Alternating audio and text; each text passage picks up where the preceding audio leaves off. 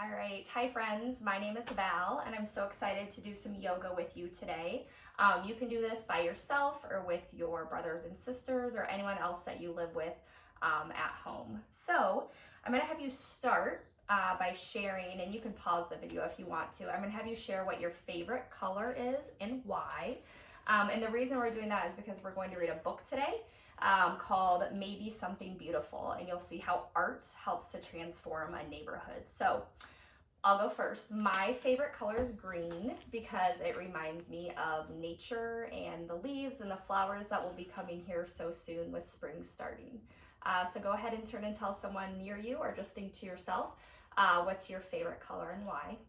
And you can pause it if you need to. All right, so with that, we'll come back and we'll read our book. And you'll notice some sticky notes, and those are because they're important pages. We're gonna come back to those spots in the book and do some poses or some breath with those.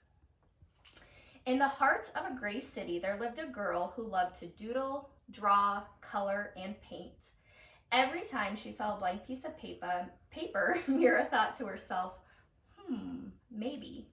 And because of this, her room was filled with color and her heart was filled with joy. On her way to school one day, Mira gave a round apple to Mr. Henry, the owner of the shop down the street.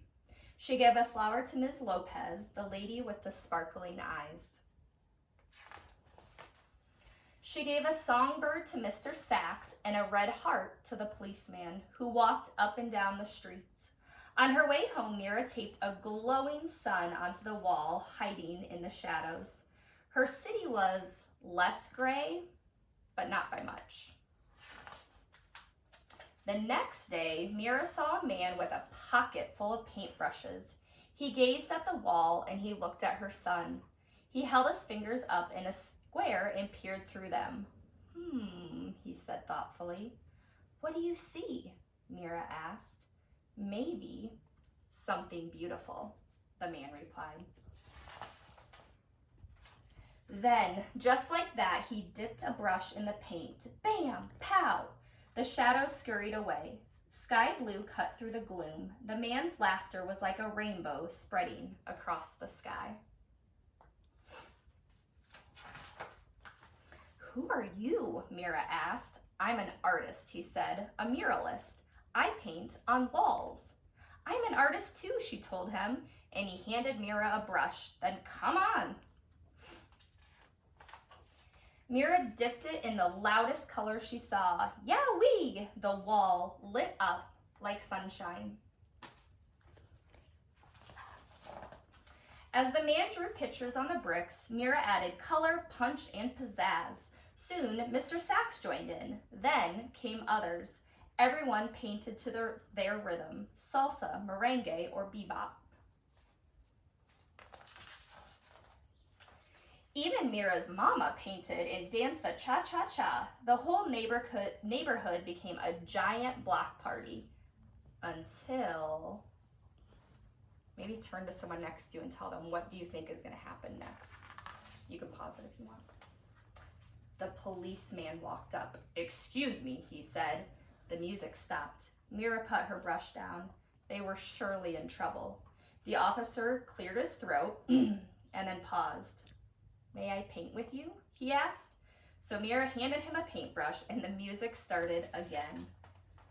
Teachers and papas jumped in, babies too. Mira and the man handed out brush after brush. Color spread throughout the streets, and so did joy. Gotta turn the page again. Wherever Mira and the new man went, art followed like a string of a kite. After they colored the walls, they painted utility boxes and benches. They decorated sidewalks with poetry and shine, and everyone danced.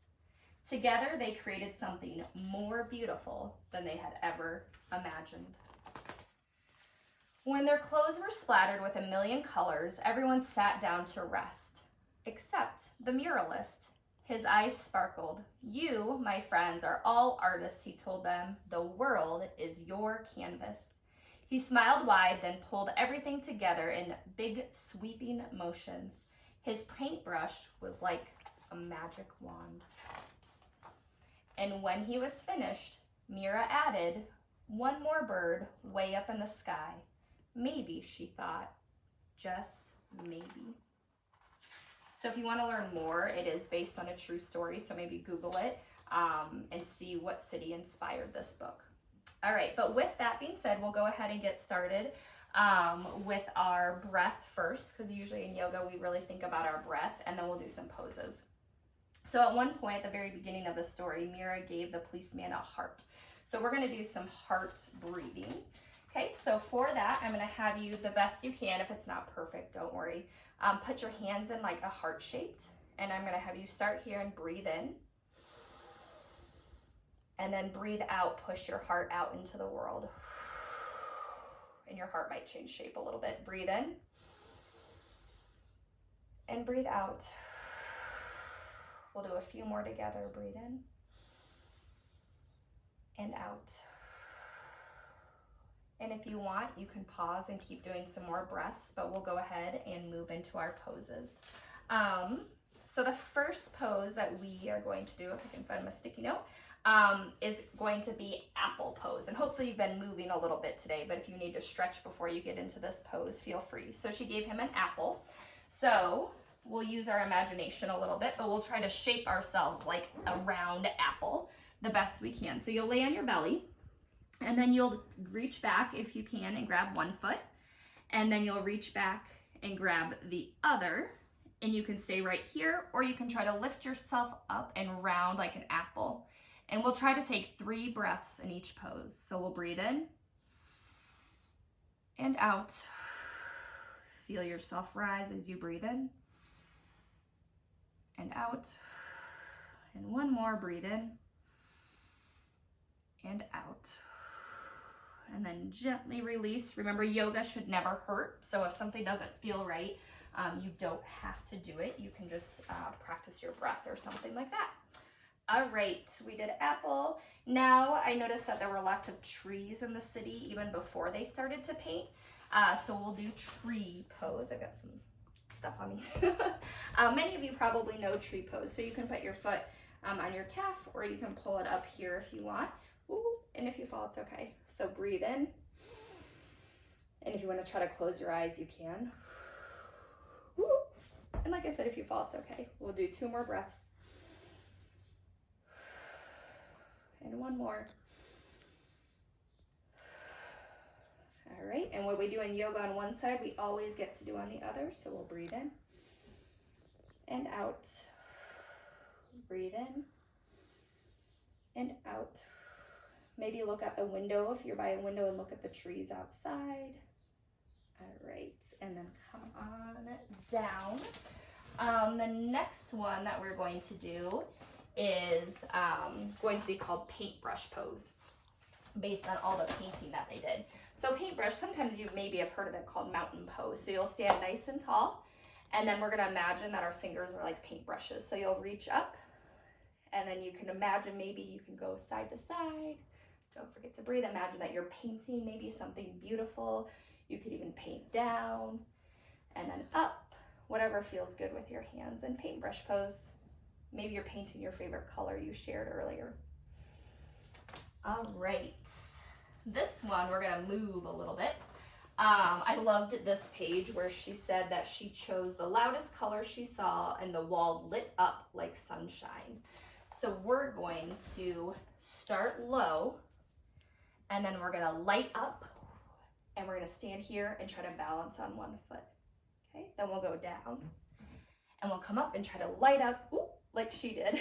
And we'll do a couple more rounds. Go down and up and down and up and down and up, and then we always balance it out, and then we'll come up. Ooh, you heard my ankle crack on this side. All right, the last pose that we are going to do is going to be bench pose, because on this page, I think they said something like they lit up the city and they painted utility boxes and benches. So we're gonna turn our bodies into benches. So you can start sitting, and then you'll put your hands behind you with your fingers pointing towards your toes. And then you'll lift your body up. Almost imagine that you're like a bench. If you're doing this with an adult, maybe they can be a bench and you can try sitting on them, but ask them first if that's okay. And then we'll come on down. All right. So again, if you want to rewind and try those poses, again, you can, but we're going to end with just some meditation or some mindfulness. So the book, a lot of breath, the book was all about colors. So we're going to do a rainbow meditation. So take a moment if you want to lay down on your back or your belly. You can stay sitting up. You can have your eyes opened or closed, whatever makes you feel safe and happy. And I'm just going to read a little round of meditation for you. So I want you to take a quiet breath in and a quiet breath out. And I want you to imagine that you are walking down a beautiful path. Maybe you're in the city like the book, or maybe you are in like the mountains or in the forest amongst the trees. So just relax and imagine yourself walking down a path. And then I want you to imagine that there's a storm clearing and you see a rainbow up ahead. And it's so special that you can walk and lay down right underneath the rainbow. So as you lay under the rainbow, I want you to imagine to yourself that you are the colors of the rainbow. So red, you are strong and safe. Orange, you are happy and playful. Yellow, you are proud and confident. Green, you are kind and caring. Blue, you are honest and truthful. Indigo, you are clever and creative. And violet, you are a good friend. Take a quiet breath in and a quiet breath out. And you can come up, you can kind of wiggle your fingers and your toes, and we'll end our class together. And you can just put your hands at heart center and you can just repeat after me. The teacher in me sees the teacher in you because I am a teacher and you are a teacher too. Namaste. All right, friends, thanks so much for joining me. Hopefully you feel stronger and calmer and happier.